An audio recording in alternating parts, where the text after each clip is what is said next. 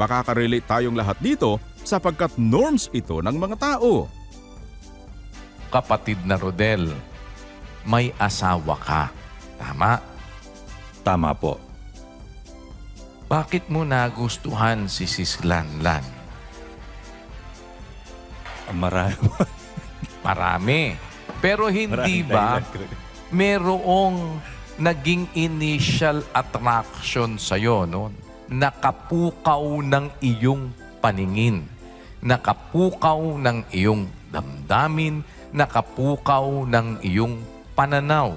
Parang Opo. isang pagkakataon nakita mo, uy, sino yun? Yan, di ba yung mga tipong gano'n, ano, kapatid na Rodel? Tama po yan. Tatanungin kita, ikaw ba, kapatid na Rodel, na-attract ka ba physically kay kapatid na Lanlan o hindi? Yun po ang una, kuya eh. Talagang nagandahan ako nung makita ko siya. Sa Hanggang madaling ngayon naman, salita, nagagandahan pa rin. sa madaling salita, kapatid na Rodel, nauunawaan mo ngayon yung damdamin ng tao, no? Opo. Na naa-attract sa kanyang kapwa-tao. Opo. Naunawaan mo ba yon, kapatid na Rodel? Opo, kuya. Opo. Oh. Ako mismo. Iyon, hindi ba yon paningin ng tao, kapatid na Rodel? Tama po. Naipakita po ni Kuya Daniel sa pamamagitan ng payak na halimbawang ito na iyon ay paningin ng tao. Bakit po?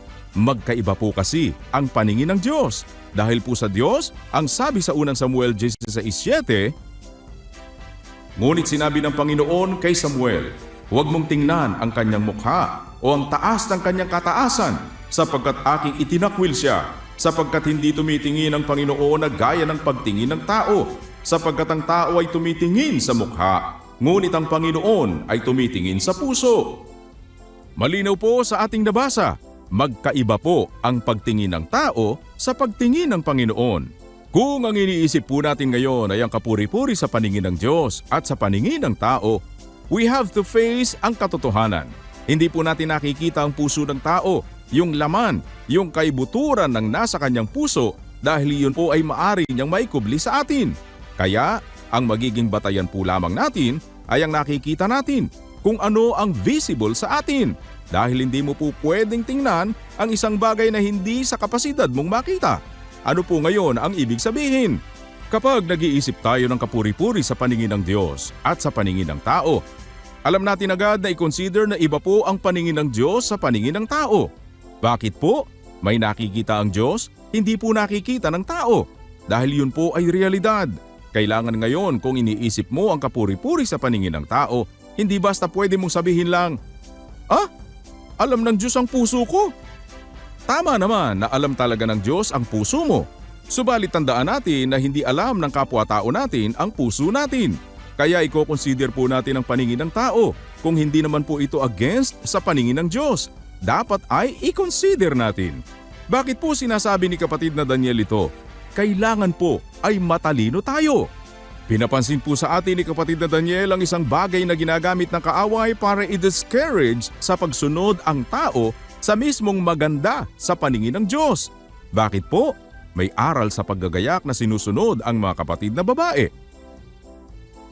Gayon din naman na ang mga babae ay magsigayak ng mainhing damit na may katimtiman at hinahon, hindi ng mahalagang hiyas ng buhok at ginto o perlas o damit na mahalaga. Yan po ay dapat sundin dahil iniisip natin ang kapuri-puri sa paningin ng Diyos. Subalit, kung ang pag-uusap ay ang ating iniisip, marahil ay pare-pareho tayo ng naiisip na magkakapatid. Hanggang doon lang po tayo, kaya ang nasa isip natin ay basta kung ano lang ang kapuri-puri sa Diyos. Wala na akong pakialam kahit ano ang sabihin ng tao. Naipakita po sa atin ni kapatid na Daniel na dapat i-consider din po natin ang paningin ng tao. Ang sabi niya, does that mean? Sabi ika, mahinhin, kaya kailangan mukha kang losyang. Kaya ngayon, hindi po ba iyon ay ginagamit ng kaaway?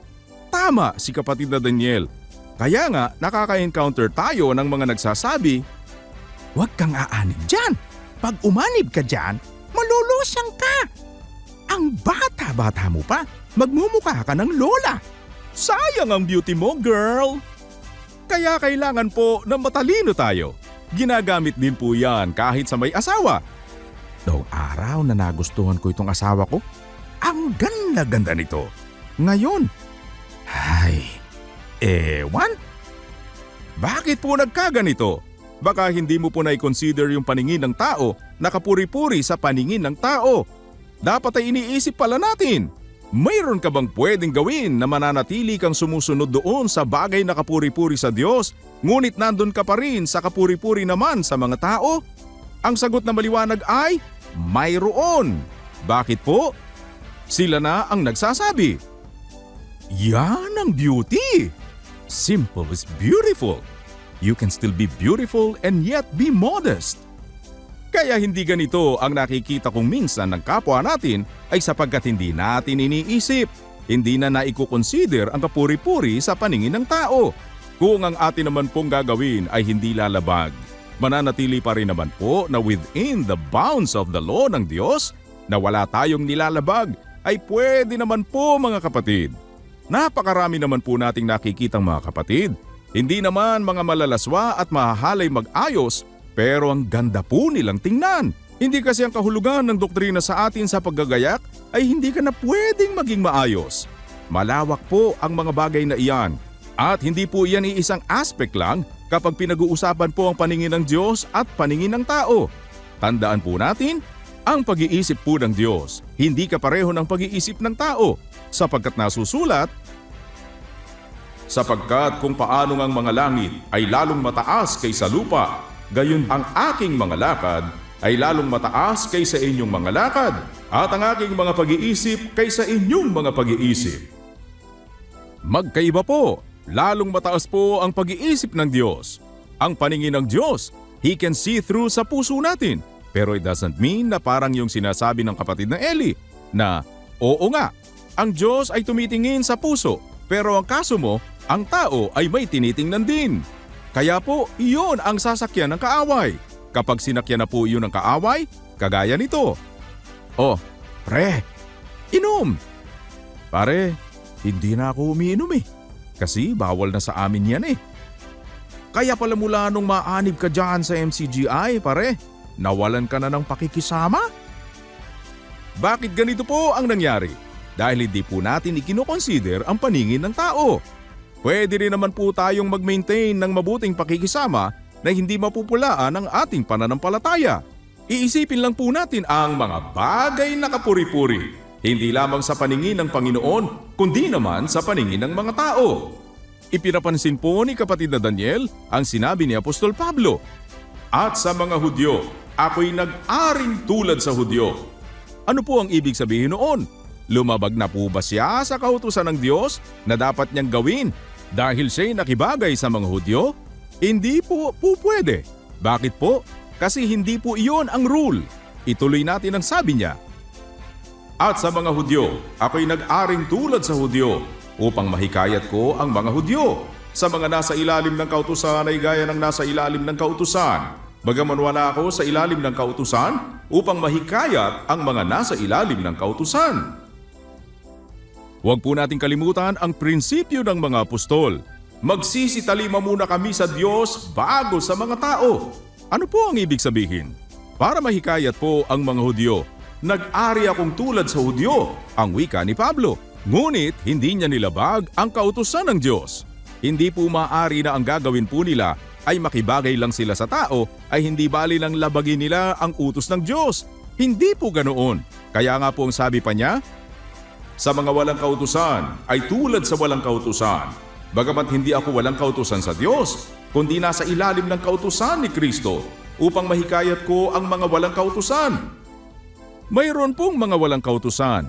Paano po siya ngayon makikibagay doon sa mga walang kautusan? Gagaya po siya na lalabag na siya sa utos?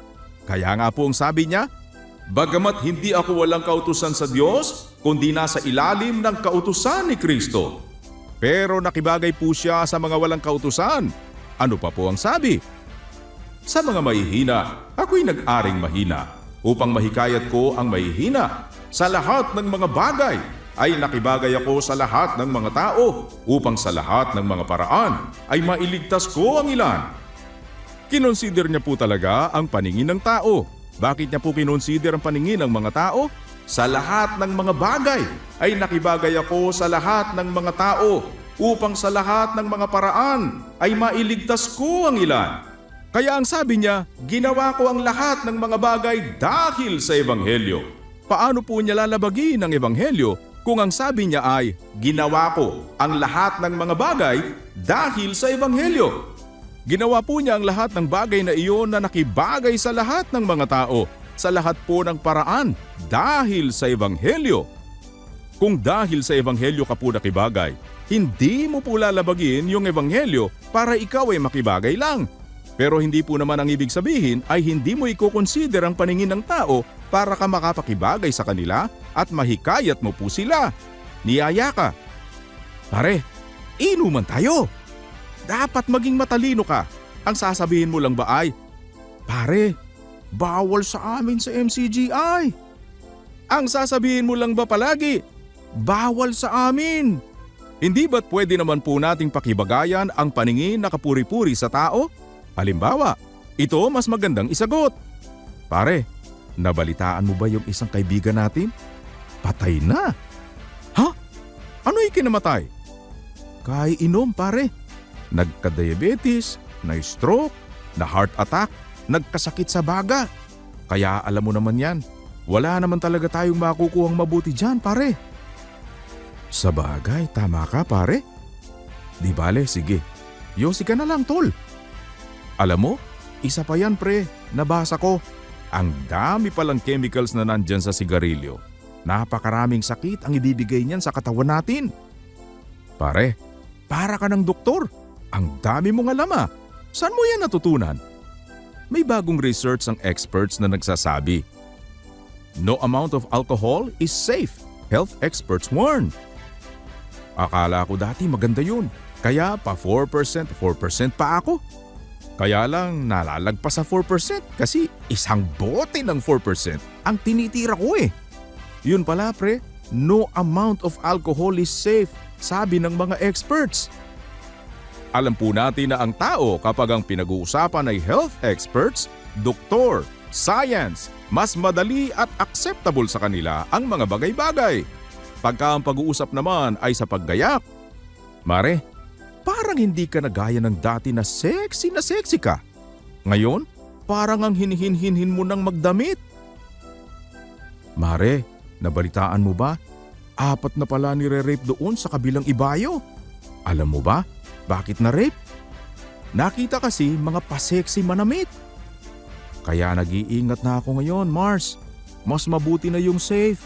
Alam mo naman ang panahon natin ngayon, Mars, mahirap na. Oo nga, Mars. Nabalitaan ko rin. Kamag-anak pa nga ng isang kaibigan ko yung na-rape. Ano po ang halaga na maunawaan natin ang karunungang nakapaloob dito? May isip at magagawa natin ang kapuri-puri sa paningin ng Panginoon at sa paningin ng mga tao. Kung may asawa ka, hindi mo gugustuhin na ang iyong asawa ay magbukang losyang. But because there are points to consider, hindi lamang ang kapuri-puri sa paningin ng Panginoon, kundi ang kapuri-puri po sa paningin ng mga tao. Ang iyo pong lingkod ay nagagalak na ating marinig ang ganitong mga bagay na nagpalawak sa ating mga pananaw. Upang maisip natin, hindi lamang ang kapuri-puri sa paningin ng Diyos, kundi rin naman sa paningin ng mga tao. Napakagaling talaga ng pagtuturo ng Diyos, sapagkat noon pa man, kahit sa pakikinig natin ng doktrina na ipinaglilingkod ni kapatid na Eli at kapatid na Daniel, ay naririnig natin ang katwirang sinasabi ni kapatid na Eli na, tama, ang Diyos tumitingin sa puso. Diyos lang ba titingin sa'yo? Kung Diyos lang ang titingin sa'yo, maghubo ka na. Dahil titingnan lang naman ng Diyos puso titingnan ka rin ng tao At yung lalaking titingin sa'yo, magkaka-interes sa'yo. Tutuksuin mo, magkakasala. Mangangalon niya sa kanyang puso.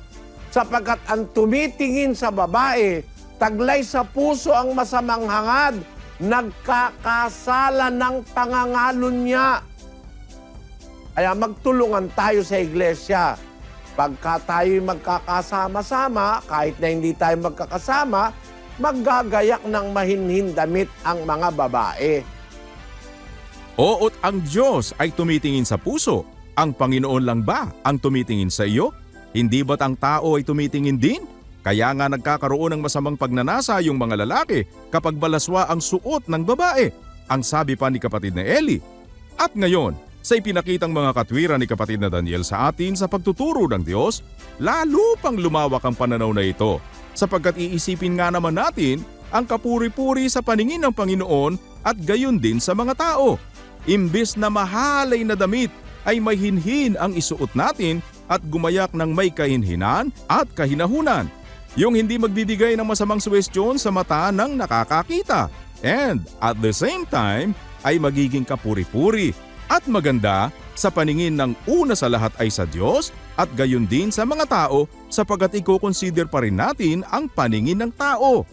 And that can be done, sabi nga po ni Kuya Daniel. Dahil ginawa nga po ni Pablo, ipinakikita at itinuturo niya. Ang isa pang napakaganda at napakasensitibong bagay na ibinahagi sa atin ni kapatid na Daniel ay ang sinabi ni Apostol Pablo sa 12:16 ng 2 Korinto. Datapot magkagayon man, ako'y hindi naging pasan sa inyo, kundi dahil sa pagkatuso ko, kayo'y hinuli ko sa daya. Ang tanong ni Kuya, lalabas ba na dinaya ni Pablo ang mga taga-Korinto? Nang itanong po sa amin ni Kuya Daniel ito sa SK, ay affirmative ang naisagot namin ni kapatid na Rodel. Opo, lalabas dinaya ni Pablo ang mga taga-Korinto dahil ang sabi niya, kayo'y hinuli ko sa daya. At salamat ng milyong salamat sa Diyos sapagkat sa ating pagpapasalamat na ito ay naipaglingkod sa atin ni kapatid na Daniel ang kahulugan ng sinabi ni San Pablo. Pinagkamalian mo na agad si Pablo. Oo nga po, kuya. Kaya nagsisisi na ako. Biruin mo para sabihin mo na dinaya niya yung mga taga-Korinto. Dahil, ang sabi niya, dahil sa pagkatuso ko, kayo'y hinuli ko sa daya. Sa English yan, kapatid na Rodel, ang sabi diyan, being crafty. Alam mo, yung crafty, ano yon? Ang meaning niyan, skillful, maparaan. Maparaan si Pablo. I caught you with guile. Hinuli ko kayo sa daya. Dinaya ba niya ang mga taga-Korinto? Ang sagot ni Brother Rodel sa akin, lalabas po. Ay, masamang bintang yan, kapatid na Rodel. Masama nga po, kuya. Sa tulong ng Diyos ay nabuksan po sa atin dito ang napakasilang punto. Mapagbibintangan pala natin si Pablo kung hindi natin naiintindihan ang kanyang pananaw, kung hindi natin nauunawaan kung paano siya tumitingin. Reiterated ni kapatid na Daniel sa atin na iniisip at ginagawa ni Apostol Pablo ang una sa lahat ay kapuri-puri sa paningin ng Diyos, ang pagtalima sa Diyos at hindi lamang sa Panginoon, kundi gayon din ang kapuri-puri sa paningin ng mga tao. Naka-anchor po tayo dito, ang sabi pa ni Kuya Daniel. Sa isang kembot lang ay agad na napatunayan niya ang kanyang sinasabi. Ulitin natin ang basa at kembot tayo sa kasunod na talata. Datapwat magkagayon man, ako'y hindi naging pasan sa inyo, kundi dahil sa pagkatuso ko, kayo'y hinuli ko sa daya. Kayo bagay aking dinaya. Straightforward na po ang salita ni Apostol Pablo. Paano pa tayo makakaisip na dinaya niya ang mga taga-Korinto? Gayong ito na ang pahayag niya. At para ito ay selyuhan, binasa pa sa atin ni Kuya Daniel ang tuwirang sagot ni Apostol Pablo sa tanong na, kayo bagay aking dinaya? Ang direktang sagot po ni Pablo ay nandiyan din. Mula talatang 17 ay binasa lang ni Kuya Daniel ang talatang 2. Buksan ninyo sa amin ang inyong mga puso. Hindi namin inapi ang sinuman. Hindi namin ipinasama ang sinuman. Hindi namin dinaya ang sinuman. Hindi namin dinaya ang sinuman. Yan ang direktang sagot ni San Pablo. Sapul na po agad. No way na dapat pag-isipan ng sinuman si Pablo na nandaya siya. Hindi lamang sa mga taga-Korinto kundi sa sino man. Sapagkat ang sabi niya, hindi namin dinaya ang sino man. Ano pa ang sabi niya? Ituloy natin ang kanyang salaysay. Pinamanhikan ko si Tito at sinugo kong kasama niya ang kapatid. Kayo bagay dinaya ni Tito? Dinaya ba kayo ni Tito? Hindi po. Ulitin natin at ituloy ang basa. Pinamanhikan ko si Tito at sinugo kong kasama niya ang kapatid. Kayo bagay dinaya ni Tito? Hindi baga kami ay nagsilakad sa isang espiritu? Hindi baga kami ay nagsisunod sa gayunding mga hakbang? Aling hakbang ang sinasabi ni Pablo? Hindi baga kami ay nagsilakad sa isang espiritu? Hindi baga kami ay nagsisunod sa gayunding mga hakbang? Kung paanong hindi kayo dinaya ni Tito, kami ay nagsisunod sa gayunding mga hakbang. Ang wika niya. Sa diretsong sabi, hindi namin kayo dinaya. Kaya nga po ang sabi niya sa earlier verses, hindi namin dinaya ang sino man. Maintindihan natin ngayon ang mga pananalita ni Pablo dahil sa pagkatuso ko. Maparaan po si Pablo. Crafty siya. Totoo po bang maparaan si Pablo? Napag-aralan natin kailan lang. Siya rin ang may sabi nito. Sa lahat ng mga bagay ay nakibagay ako sa lahat ng mga tao upang sa lahat ng mga paraan ay mailigtas ko ang ilan. Kapag sinabi pong upang sa lahat ng paraan, madali naman pong maintindihan na hindi lang po iisa ang paraan niya. Kaya talagang maparaan po si Pablo. Ang sabi po niya, dahil sa pagkatuso ko, dahil sa kanyang pagiging maparaan, kayo'y hinuli ko sa daya. Ang wika niya. Dahil evident po ito sa sumunod na sitas, kayo bagay aking dinaya. Hindi nga po niya dinaya ang mga taga-Korinto. Ito ngayon ang dapat nating mapansin na ipinapansin ni kapatid na Daniel. Walang isa mang nakaisip sa atin ito. Puntahan natin ang napakagandang punto na ipinakita ng Diyos sa MCGI. Established na tayo na hindi nandaya si Pablo. Bakit sa pahayag niya ay may sinabi siyang, dahil sa pagkatuso ko, kayo'y hinuli ko sa daya. Hindi nga ba't ito'y kaloob ng Diyos na may paunawa sa atin sa pamamagitan ng ating taga-akay na dapat nating ipagpasalamat ng taos sa ating Diyos? Mayroon pong involvement ng daya. Kayo'y hinuli ko sa daya, ang sabi ni Pablo. Huwag po nating kalilimutan, hindi po nandaya si Pablo. Bakit sinasabing hinuli ko kayo sa daya? Mayroon pong daya, pero hindi siya ang nandaya. Paano ito mareresolba sa isip natin? Imagine natin ang senaryo. Ang sabi ni Pablo, kayong mga taga-Korinto, nahuli ko kayo. Paano po niya nahuli? Nahuli ko kayo sa daya. Ang tanong ni Kuya, siya po ba ang nandaya? Hindi po. Parang ganito ang sabi ni kapatid na Daniel. O, nahuli ka sa kwarto. Saan ka nahuli? Sa kwarto po. Yun bang nakahuli ang gumawa ng kwarto? Hindi ako ang gumawa ng kwarto. Nahuli kita sa kwarto. By substitution, nahuli ko kayo sa daya. Hindi ako ang may gawa ng daya. Hindi ko dinaya ang sino man. Ang sabi ni Pablo, kayo, mga taga-Korinto, ang nahuli ko sa daya. Napakaganda ng binuksang pagkaunawa sa atin na ito. Kung hindi mo alam ang pag-iisip ni Pablo, no way na ito'y makukuha mo. Mana pa ay mapagbibintangan pa talaga natin siya na nagsisinungaling sapagkat maiisip natin ay nandaya siya, gayong ang sinasabi niya ay hindi namin dinaya ang sino man. Milyong salamat sa Diyos sa kaloob niyang pagpapaunawa sa ating taga-akay upang ito ay may bahagi sa ating magkakapatid. At para lumawak pa ang ating pagkaunawa, ang sabi ni Kuya Daniel ay dapat i-define nating maigi. Binasa sa atin ang Kawikaan 11:1. Ang marayang timbangan ay kasuklam-suklam sa Panginoon, ngunit ang ganap na timbangan ay kanyang kaluguran. Sa halimbawang ito ay makukuha natin kung ano ang pandaraya. Ang ganap na timbangan ay hindi magdaraya. Bakit sinasabing may daya ang timbangan kapag hindi sakto sa timbang ang ibinibigay? Maraya ang timbangan kapag sinabing 1 kilo, subalit hindi naman. Kulang sa totoong timbang, hindi ganap. Ano ang punto? Kailan po nagaganap ang karayaan? Kailan po may daya? May daya kapag hindi po ganap. Kaya may kinalaman ito sa iniaaral sa atin, sapagkat ang utos sa atin, ibigay ninyo sa lahat ang sa kanila'y nararapat, buwis sa dapat buwisan, ambag sa dapat ambagan, takot sa dapat katakutan, puri sa dapat papurihan. Kapag hindi mo ibinigay ang nararapat, ano po ang tawag doon? May daya po roon. Parang sa ball game. Foul o? Foul! Ref, wala bang foul? Ang daya naman ito. Hindi tinawag yung foul. Foul na foul yung ginawa. Pagkatapos, later in the game, tumawag naman ng foul ang referee. Foul!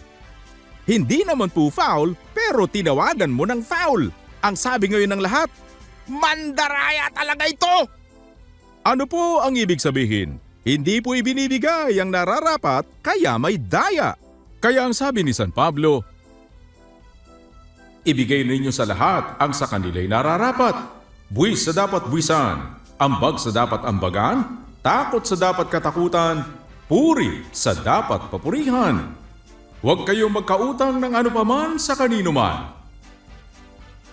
Kapag hindi mo pala ibinibigay yung nararapat sa kinaukulan, nagkakaroon ka ng utang. At kapag hindi mo ibinibigay yung nararapat doon sa kinaukulan, nakakapandaya ka noon. Sapagkat ang dapat, tapat na timbangan, yung ganap na timbangan, yung walang daya, yung eksakto. Kung 1 kilo, dapat 1 kilo. Ang sabi ni San Pablo sa mga taga-Korinto, sa pagkatuso ko, hinuli ko kayo sa daya. Dinaya po ba niya ang mga taga-Korinto? Hindi, kundi ang sabi, hinuli ko kayo sa daya. Nasaan ba sila? Kapag sinabi, hinuli ko kayo sa kwarto, nasaan yung hinuli? Nasa kwarto. Kaya, yung hinuli sa daya, nasaan? Nasa daya. Ang katanungan po dito, nasa daya po ba yung mga taga-Korinto? Sila ay nasa daya, sapagkat yung nararapat nilang ibigay sa kinaukulan ay hindi nila ibinibigay. Hindi nila ibinigay kay San Pablo yung nararapat sa kanya. Earlier on, ang sabi niya sa 12:11, ako'y naging mangmang, pinilit ninyo ako. Ako sana'y dapat ninyong purihin. Sabi po niya, ako sana'y dapat ninyong purihin. Hindi siya pinuri ng mga taga-Korinto. Sa halip, ang ginawa nila, ito ang aking pagsasanggalang sa mga nagsisiyasat sa akin. Ito po palang mga taga-Korinto, sa halip na purihin si San Pablo, sinisiyasat pa nila. Kaya kung babalikan natin ang 12:11 patuloy, ako'y naging mangmang, pinilit ninyo ako. Ako sana'y dapat ninyong purihin, sapagkat sa anuman ay hindi ako naging huli sa lubhang mga dakilang apostol, bagaman ako'y walang kabuluhan. Tunay na ang mga tanda ng apostol ay pawang nangyari sa inyo sa buong pagtitiis, sa pamamagitan ng mga tanda at mga kababalaghan at ng mga gawang makapangyarihan. Sapagkat ano nga ang inyong ikinahuli sa ibang mga iglesia, kundi ang ako'y hindi naging pasanin ninyo. Ipatawad ninyo sa akin ang kamaliang ito. Narito, ito ang ikatlo na ako'y handang pumarian sa inyo at ako'y hindi magiging pasanin ninyo sapagkat hindi ko hinahanap ang inyo, kundi kayo. Sapagkat hindi nararapat ipagtipon ng mga anak ang mga magulang, kundi ng mga magulang ang mga anak. At ako'y gugugol ng may malaking kagalakan at pagugugol dahil sa inyong mga kaluluwa. Kung kayo iniibig ko ng lalong higit, ako bagay iniibig ng kaunti? O sinisiyasat ninyo? Magkagayon man, ako'y hindi naging pasan sa inyo, kundi. Pansinin po natin ulit ang salitang, kundi. Ako'y hindi naging pasan sa inyo, kundi. Ibig sabihin, dapat pinasan nila si Pablo. Hindi naman sila huli sa ibang mga iglesia, liba na ang sabi niya. Ako'y hindi naging pasanin ninyo, ipatawad ninyo sa akin ang kamaliang ito. Bakit naman magpapapasan si San Pablo? Sinisiyasat nga siya ng mga taga-Korinto, magpapapasan pa ba siya? Kaya ang sabi niya, dahil sa pagkatuso ko, kayo'y hinuli ko sa daya. Bakit po? Para hindi siya masumbatan na pinasan siya, bagaman dapat nga siyang pasanin ng mga kapatid. Hindi ba iyon ay daya sa part ng mga taga-Korinto? sapagkat hindi nila ibinigay sa mga ngaral ang nararapat sa kanya ayon kay San Pablo. Kaya ang sabi ni San Pablo, "Ako'y naging mangmang, pinilit ninyo ako. Ako sana'y dapat ninyong purihin." Hindi nila pinuri si San Pablo at sa halip na purihin, sinisiyasat pa nila at hindi nila pinasan. Kaya ang sabi niya, "Narito, ito ang ikatlo na ako'y handang pumarihan sa inyo at ako'y hindi magiging pasanin ninyo." Bakit? Datapwat magkagayon man, ako'y hindi naging pasan sa inyo. Bakit? Dahil sa pagkatuso ko. Maparaan siya. Kaya ang sabi niya, "Kayo'y hinuli ko sa daya." Ang dahilan, sinisiyasat siya. Kaya nung siya ay maglitanya, "Wala ba kaming matuwid na magsikain at magsiinom? Wala ba kaming karapatan? Wala ba kaming matuwid?" Ngunit ang sabi ni San Pablo, "Ngunit ako'y hindi gumamit ng anuman sa mga bagay na ito at hindi ko sinusulat ang mga bagay na ito upang gawin ang gayon sa akin, sapagkat mabuti pa sa akin ang mamatay kaysa pa walang kabuluhan ninuman ang aking karangalan." Kaya pwede mo bang sumbatan si San Pablo doon sa punto na yon? Na kay San Pablo ang lahat ng karapatan, ngunit hindi niya pinayagan na gawin pa sa kanya iyon. Kaya ang sabi niya, "Narito, ito ang ikatlo na ako'y handang pumarihan sa inyo at ako'y hindi magiging pasanin ninyo." Bakit ganon? Dahil sa pagkatuso ko, kayo'y hinuli ko sa daya. Alin ang daya? Nasa daya ang mga kapatid sa Korinto, sapagkat hindi nila ibinibigay kay San Pablo ang nararapat. Kaya para wag na nila siyang masumbatan, pinabayaan na sila ni San Pablo sa punto na yon, sapagkat hindi niya dinaya ang sinuman. Kaya yung mga nagsisiyasat kay San Pablo, pwede ba nilang sabihin na pinakain nila o kaya ay pinasan nila si San Pablo? Hindi nila maaaring sumbatan si San Pablo sapagkat hinuli niya sila sa daya, sapagkat sila ay nasa daya habang sinisiyasat nila si San Pablo. Kaya pinabayaan sila ni San Pablo na huwag siyang pasanin at hindi niya pinayagan na gawin pa sa kanya ang ikasusumbat sa kanya, sapagkat kung yung hindi siya pinapasan ay sinisiyasat siya, lalo na kung magpapapasan siya, lalo nang siya ay sisiyasatin. Kaya sila ay nasa daya. At kaya sila nasa daya sapagkat hindi nila ibinibigay yung kung ano ang nararapat kay San Pablo. Kaya nga sabi ni San Pablo, "Ako nga bagay nagkasala sa pagpapakababa ko sa aking sarili upang kayo mga taas dahil sa ipinangaral ko sa inyo na walang bayad ang ebanghelyo ng Diyos. Aking sinamsaman ang ibang mga iglesia sa pagtanggap ko ng upa sa kanila upang ipangasiwa ko sa inyo." Kung papansinin po natin, para mapangasiwaan niya ang mga taga-Korinto, ang sabi niya, "Aking sinamsaman ang ibang mga iglesia sa pagtanggap ko ng upa sa kanila." Bakit po ganun? Para kapag nanumbat sila, mayroong mga iglesia o mga lokal na makapagsasabi na ang pangangasiwang ginawa ni San Pablo sa Korinto ay sila ang sumuporta at gumastos at hindi ang mga taga-Korinto. Dahil nasa daya nga ang mga taga-Korinto at ayaw nilang pasanin si San Pablo na sa halip na siya ay pasanin ay sinisiyasat pa nila. Kaya huwag po nating kalilimutan, si San Pablo ay maparaan, kaya hinuli niya sa daya ang mga taga-Korinto. Hindi siya ng daya kundi ang mga taga-Korinto ang nasa daya, sapagkat hindi nila ibinibigay yung nararapat kay San Pablo. Subalit, never na pagbibintangan mo si San Pablo na siya ay mandaraya, sapagkat ang sabi niya, hindi namin dinaya ang sinuman. Ang basic na dapat po nating maintindihan sa unang Tesalonica 2:3, ang aming iniaaral ay hindi sa kamalian, ni sa karumihan, ni sa pandaraya, kundi kung paano kami minarapat ng Diyos upang pagkatiwalaan kami ng Ebanghelyo ay gayon namin sinasalita. Hindi gaya ng nagbibigay lugod sa mga tao, kundi sa Diyos na sumusubok ng aming mga puso. Sapagkat hindi kami nasusumpungang nagsisigamit kailanman ng mga salitang paimbabaw, gaya ng nalalaman ninyo, ni ng balabal man ng pagkukunwari, saksi ang Diyos. Ni nagsihanap man sa mga tao ng kapurihan, ni sa inyo man, ni sa mga iba man, nang maaaring magsigamit kami ng kapamahalaan gaya ng mga apostol ni Kristo. kundi kami ay nangagpapakalumanay sa gitna ninyo, na gaya ng isang sisiwa pagka inaamo-amo ang kanyang sariling mga anak. Gayon din kami, palibhas ay may magiliw na pag-ibig sa inyo, ay kinalugdan namin kayo bahaginan, hindi lamang ng ebanghelyo ng Diyos, kundi naman ang aming sariling mga kaluluwa, sapagkat kayo naging lalong mahal sa amin. Kaya nga pagdating sa mga taga-Korinto, ang sabi niya, kung kayo iniibig ko ng lalong higit, ako bagay iniibig ng kaunti. Kaya ang karugtong na sinabi niya, magkagayon man, ako'y hindi naging pasan sa inyo, kundi dahil sa pagkatuso ko, kayo hinuli ko sa daya. Bakit po? Ang sabi niya, narito, ito ang ikatlo na ako'y handang pumarian sa inyo at ako'y hindi magiging pasanin ninyo. Sapagkat kung paanong sa mga nakaraan ay hindi ako naging pasanin ninyo, ako'y hindi magiging pasanin sa inyo. Kaya nga, ano ikinahuli ninyo sa ibang mga iglesia?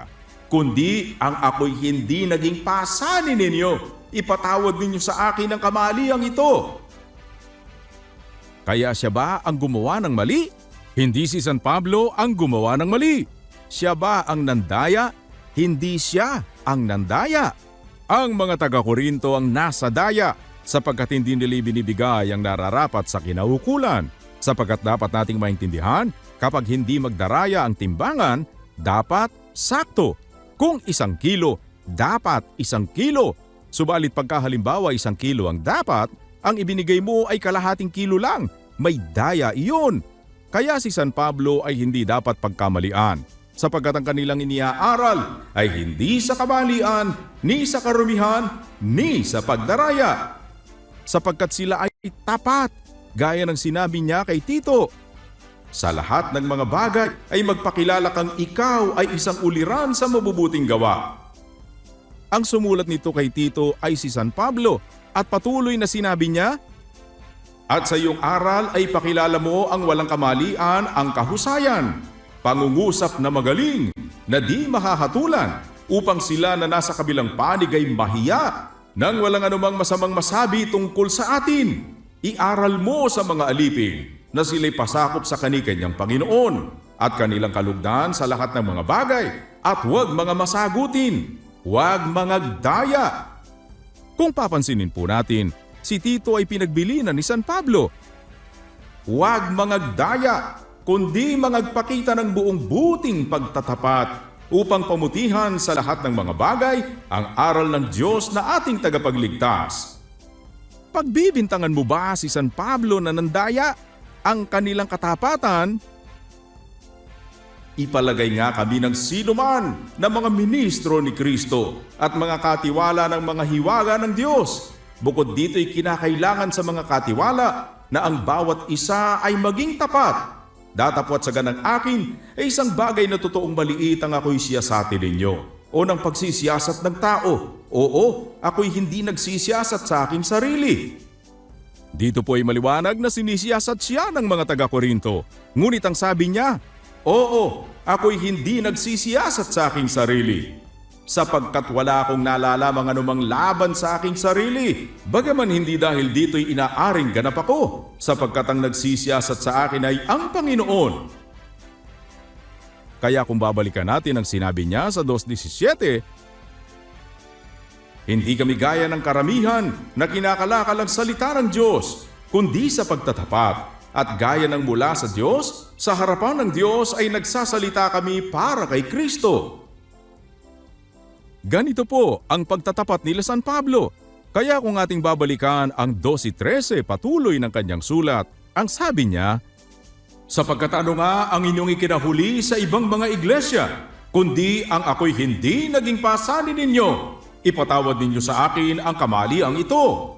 Narito, ito ang ikatlo na ako'y handang pumarian sa inyo at ako'y hindi magiging pasanin ninyo, sapagkat hindi ko hinahanap ang inyo, kundi kayo. Sapagkat hindi nararapat ipagtipon ng mga anak ang mga magulang, kundi ng mga magulang ang mga anak. At ako'y gugugol ng may malaking kagalakan at pagugugol dahil sa inyong mga kaluluwa. Kung kayo iniibig ko ng lalong higit, ako bagay iniibig ng kaunti. Datapwat magkagayon man, ako'y hindi naging pasan sa inyo, kundi dahil sa pagkatuso ko, kayo'y hinuli ko sa daya. Kayo bagay aking dinaya sa pamamagitan ng sino man sa mga sinugo sa inyo? Ang tiyak pong sagot, hindi. Pinamanhikan ko si Tito at sinugo kong kasama niya ang kapatid. Kayo bagay dinaya ni Tito? Tiyak pong hindi. Hindi baga kami ay nagsilakad sa isang espiritu? Hindi baga kami ay nagsisunod sa gayon ding mga hakbang? Maliwanag po ito na hindi nga niya dinaya ang mga taga-Korinto. Yung mga taga-Korinto ang nasa daya, sapagkat hindi nila ibinibigay ang nararapat, sapagkat ang katwiran, ibigay ninyo sa lahat ang sa kanila'y nararapat. Buwis sa dapat buwisan, ambag sa dapat ambagan, takot sa dapat katakutan, puri sa dapat papurihan. Pinuri ba nila si Pablo? Hindi. Kaya ang sabi niya, ako sana'y dapat ninyong purihin. Bakit niya sinasabi iyon? Hindi siya pinupuri ng mga taga-Korinto. Ano ang ginagawa sa kanya? Sinisiyasat siya ng mga taga-Korinto. Ngayon, dahil siya ay maparaan, para huwag na silang makapanumbat pa, hinuli niya sa daya ang mga taga-Korinto, sapagkat dyan po huli ang mga taga-Korinto, yung hindi nila ginagawa ang dapat nilang gawin, na dapat ay pinapasan nila si San Pablo, na iyon ay karapatan ni San Pablo, subalit sa kabila ng kanyang karapatan, hindi niya ginamit ang karapatan niyang iyon o sinulat man niya para gawin ang gayon sa kanya. Kaya hindi siya nagpapasan sa mga taga-Korinto na dapat ay tungkulin ng mga kapatid sa Korinto. Kaya ang mga taga-Korinto ang nasa daya. At hindi po sila dinaya ni San Pablo at hindi naman sila huli sa ibang mga iglesia, sapagkat kung ano po ang mayroon ang ibang iglesia ay mayroon din sila. Kung ano ang aral sa ibang mga iglesia ay iniaaral din sa kanila. Ano lang ang ikinahuli nila?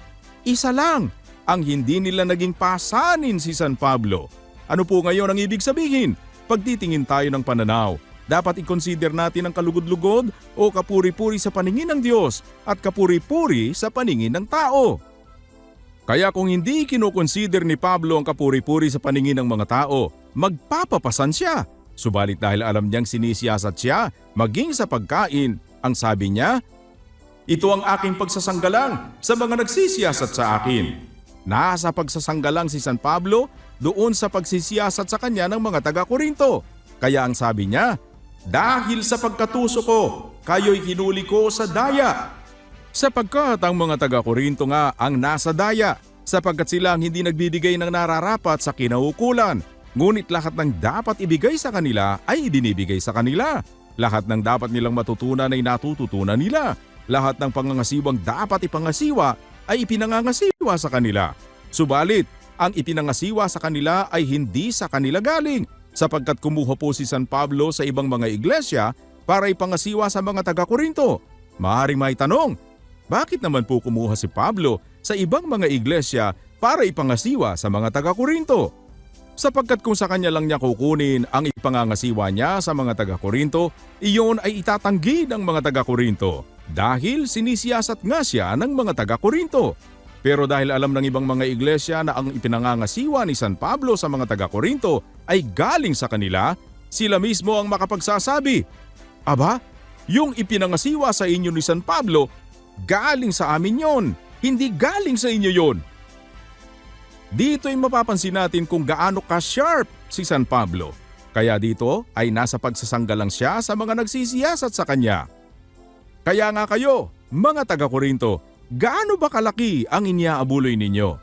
Sapat ba man lang para makapagpagamot ng maraming dinadialysis at mga may sakit ang inaambag ninyo? Sasapat ba sa mga pinag-aaral ng libre ang naiaabuloy ninyo, mga taga-Korinto, para sumbatan at siyasatin ninyo si San Pablo? Ang mga inaalagaan sa ating mga orphanages, kumusta naman, mga taga-Korinto? Nakakatulong ba kayo? Nakabili ba man lang ng tornilyo ang ambag ninyo para sa mga itinatayong mga poso para sa mga dukha na walang mainom na malinis na tubig? Sapat ba, mga taga-Korinto, ang mga inambag ninyo para may pambili ng mga saklay, tungkod, walker, wheelchair at nebulizer para sa mga kapatid at kapwa-tao natin na walang may kakayang bumili ng sarili? Sasapat ba ang ambag ninyo para makabili at masustinihan ng gamot ang mahihirap na kapatid para sa high blood at diabetes. Saan na lang ba, mga taga-Korinto, makaabot ang ambag ninyo? Nakakatakip ba yan sa lahat ng charity works ng iglesia? Pagkatapos, saka mo ngayon yayayain, Kuya, kain tayo. Niyaya mong kumain ngunit sinisiyasat mo naman. Hindi ba lalo mong sisiyasatin kapag napakain mo? Kaya ang sabi ni San Pablo, hindi kami gaya ng karamihan na kinakalakal ang salita ng Diyos, kundi sa pagtatapat at gaya ng mula sa Diyos, sa harapan ng Diyos ay nagsasalita kami para kay Kristo. Kaya nakikita natin ngayon ang kahalagahan ng consideration ng pagtingin doon sa kapuri-puri sa Diyos at kapuri-puri sa mga tao. Kaya ang sabi niya sa mga taga-Filipos, na iba sa sinabi niya sa mga taga-Korinto. Kayo, mga taga-Filipos, nalalaman naman ninyo na nang pasimula ng Ebanghelyo, nang ako'y umalis sa Macedonia, alinmang iglesia ay walang nakipagkaisa sa akin sa pagkakaloob at pagtanggap kundi kayo lamang. Sapagkat sa Tesalonica ay nagpadala kayong minsan at muli para sa aking kailangan. Hindi sa ako'y naghahanap ng kaloob, kundi hinahanap ko ang bunga na dumadami sa ganang ninyo. Datapwat mayroon ako ng lahat ng bagay at sumasagana. Ako'y busog, palibhasa'y tumanggap kay Epafrodito ng mga bagay na galing sa inyo na isang samyo ng masarap na amoy, isang handog na kaaya-aya na lubhang nakalulugod sa Diyos. Sabi niya, tumanggap kay Epafrodito ng mga bagay na galing sa inyo, na ito'y hindi niya ginawa sa mga taga-Korinto sapagkat hindi siya nagpapasan sa mga taga-Korinto. Dahil sinisiyasat nga siya ng mga taga-Korinto. Ganoon ang sinasabi ng banal na kasulatan. Kung paano ngayon dapat magkaroon tayo ng pananaw tungkol sa mga bagay na kapuri-puri sa paningin ng Panginoon at sa paningin ng mga tao. Kaya mahalagang makita natin yung mga perspective na huwag nating pabayaan na hindi i-consider yung kapuri-puri sa paningin ng mga tao. Kaya sa iba pang anggulo na dapat nating i-consider, ang sabi sa Gawa 10:35, kundi sa bawat bansa, siya na may takot sa kanya at gumagawa ng katwiran ay katanggap-tanggap sa kanya o kalugod-lugod sa kanya. Kapag gumagawa ng katwiran, katanggap-tanggap sa kanya sa bawat bansa. Kung hindi gumagawa ng katwiran, tiyak na hindi katanggap-tanggap sa kanya. Ang isa pong punto dito na huwag nating kalilimutan kung babasahin natin ang nasa Gawa 20:35, nagbigay halimbawa ako sa inyo sa lahat ng mga bagay na sa ganitong pagpapag-aalay dapat kayong magsisaklolo sa mahihina at alalahanin ang mga salita ng Panginoong Hesus na siya rin ang may sabi, lalo pang mapalad ang magbigay kaysa tumanggap. Maliwanag po ito, lalo pang mapalad ang magbigay kaysa tumanggap. Ano ngayon ang isang pwede nating ibigay lalo na sa kapatid? Ang buhay. At ang isang maliwanag na halimbawa nito ay ang nasa unang Juan 3:16 na ang nakasulat, dito'y nakikilala natin ang pag-ibig sapagkat kanyang ibinigay ang kanyang buhay dahil sa atin. Ang tinutukoy dito ay ang Panginoong Hesukristo na may halimbawang nakikita tayo sa Kanya na ibinigay niya ang kanyang buhay at ang nakasulat sa aklat ng mga gawa, lalo pang mapalad ang magbigay kaysa tumanggap. Ang ibinigay ng Panginoong Hesukristo ay ang buhay niya. Kung ibinigay niya ang kanyang buhay dahil sa atin, nararapat nating ibigay ang ating mga buhay dahil sa mga kapatid. Sa puntong ito, isang napakagandang katwiran ang itinuro ng Diyos sa ating magkakapatid sa pamamagitan ni Kuya Daniel. Tanong, ikaw ba kapatid na Rodel? Binibigay mo ba ang buhay mo dahil sa kapatid? Nung bago nyo po ituro yan, Kuya, ang naiisip ko lang yung iaalay ko yung buhay ko alang-alang sa buhay nung kapatid. O, nung naituro na, ano ang isang perspective na nakita mo, kapatid na Rodel, paano mong maibibigay ang buhay mo sa kapatid? Opo, hindi lamang naman ang pagbibigay ng buhay ay yung mamatay ako para po sa kapatid. Nung ituro nyo po, Kuya, paano natin gagawin ito? Kasi nararapat eh. E di hindi pwedeng hindi mo gawin ito kasi nararapat. Nararapat nating ibigay ang ating mga buhay dahil sa mga kapatid. Nung ituro nyo po kuya, pag itutuloy mo pala, sabi sa Biblia, datapwat ang sino mang mayroong mga pag-aari sa sanglibutang ito at nakikita ang kanyang kapatid na nangangailangan at dooy ipagkait ang kanyang awa. Paanong mananahan ang pag-ibig ng Diyos sa kanya? Yung nasa 16, dapat nating ibigay ang ating buhay dahil sa mga kapatid. Itong kasunod, datapwat. Ito yung paraan. Pagka ganito ka, lalabas hindi mo ibinibigay ang buhay mo sa kapatid. Paano yon? May pag-aari ka sa sanglibutang ito, nakikita mo yung kapatid na nangangailangan, ipinagkakait mo ang iyong awa, paanong mananahan ng pag-ibig ng Diyos sa iyo? Lalabas sa ganitong sitwasyon, hindi mo na ibibigay ang buhay mo para sa kapatid. Anong dapat? Pagdating po sa 18, sabi ni Juan, mumunti kong mga anak, huwag tayong magsiibig ng salita, ni ng dilaman, kundi ng gawa at katotohanan.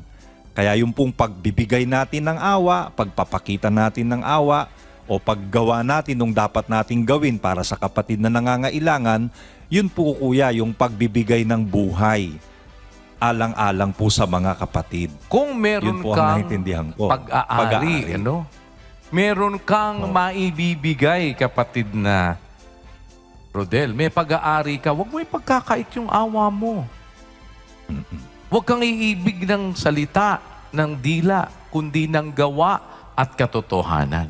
Kaya, huwag mong ikakait yung mabuti kung nasa kapangyarihan ng iyong kamay na ito ay gawin. O ngayon, ano pang isang pananaw na pwede mo ngayong tignan? Na pag nasa kapangyarihan mo, pwede mong maibigay. At pwede mong masabi, kapatid na Rodel, na ibinibigay mo ang buhay mo. Oh. Gusto mong madagdagan, kuya? kapatid na Rodel? Opo, hanggang doon lang po ako Oh.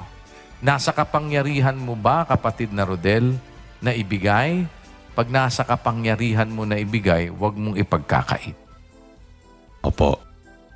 Ano ang isang pwede mong ibigay na nasa kapangyarihan mo? Kung nasa kapangyarihan mo, ibigay mo yung buhay mo.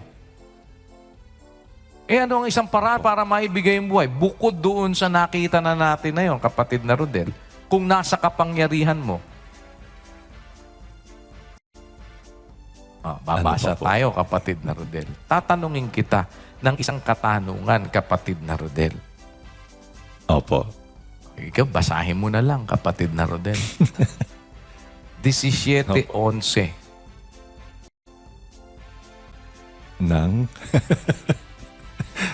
ng Levitico. Sapagkat ang buhay ng laman ay nasa dugo. Kapatid na Rodel, nasan ang buhay ng laman? Nasa dugo po, kuya. Kung nagbigay ka ng dugo, nakakapagbigay ka ba ng buhay? Amen po, kuya.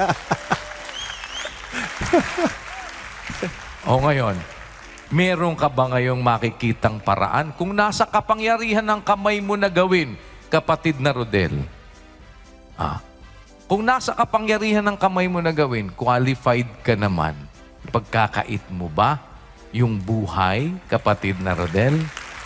Hindi po dapat ipagkait, kuya. Di ba isang perspective na pwede mong maibigay yung buhay? Bakit? Ang buhay ng laman, nasa dugo. Kung nagbibigay ka ng dugo, nakakapagbigay ka ba ng buhay, kapatid na Rodel? Opo, kuya. Nakita mo? Meron ka ngayon mas magiging inspirasyon sa puso mo sa pananaw ng banal na kasulatan sa bahagi ng pagbibigay na pwede mong magawa kung nasa kapangyarihan mo. Hindi naman ang magiging kahulugan kailangan, hindi. Kung nasa kapangyarihan mo, kung pwede naman di ba? Qualified ka naman kasi meron namang hindi qualified talaga. Pero kung qualified ka, May mga paraan para meron na tayo na pag-aralan nung una eh. O ngayon, meron bang pananaw na pwede mong tignan para ito'y magawa mo rin? Kaya, alam mo, sa bawat pagbibigay mo ng dugo, nasan ba ang buhay ng laman? Nasaan? Nasa dugo. Nasa dugo po. Nasa dugo. Nagbigay ka ng dugo. Hmm. Ano ang pwede mong tingnang pananaw, kapatid na Rodel? Nagbigay ka po ng buhay mo. Nakakapagbigay ka ng buhay. Amen. Kasi po, mga kapatid, ang dugo hindi na-manufacture sa laboratory. Hindi pwedeng gawin yun sa laboratorio. Hindi pwedeng synthetic ang dugo. Kaya yung pangangailangan nung nag-aagaw buhay ng dugo, nag-aagaw buhay siya, kailangan niya ng dugo, hindi pwedeng gawin yon sa laboratorio. Saan mang gagaling yon? Sa isang tao na nagkaroon ng puwang sa puso niyang magbigay ng dugo o magbigay, kapatid na Rodel, ng buhay, sapagkat ang buhay ng laman ay nasa dugo. Biblical bang pananaw o hindi? Napaka-biblical po, kuya. Wala, Nakaletra. meron ka bang inimbento dyan? Wala po eh. Oh. Diretso naman ang buhay ng laman nasa dugo. Nagbigay ka ng dugo. Mm. Edi ikaw na magsabi. So, meron kang mga paraan na makikita kapuri-puri sa paningin ng Panginoon at sa paningin ng mga tao. Kaya tignan mo, kapuri-puri ba, kapatid na Rodel, sa paningin ng mga tao kung tayo po ay mag-indulge sa pagbibigay ng dugo sa ating mga kapwa na nangangailangan? Aba naman, oo, hindi ba? Kapuri-puri yon. Sa Diyos ang lahat ng karangalan at kapurihan, magpakailanman! At sa ating masayang pakikinig na muli ng mga katotohanan kaloob ng Diyos sa ating magkakapatid sa MCGI, naririto po si kapatid na Daniel Razon!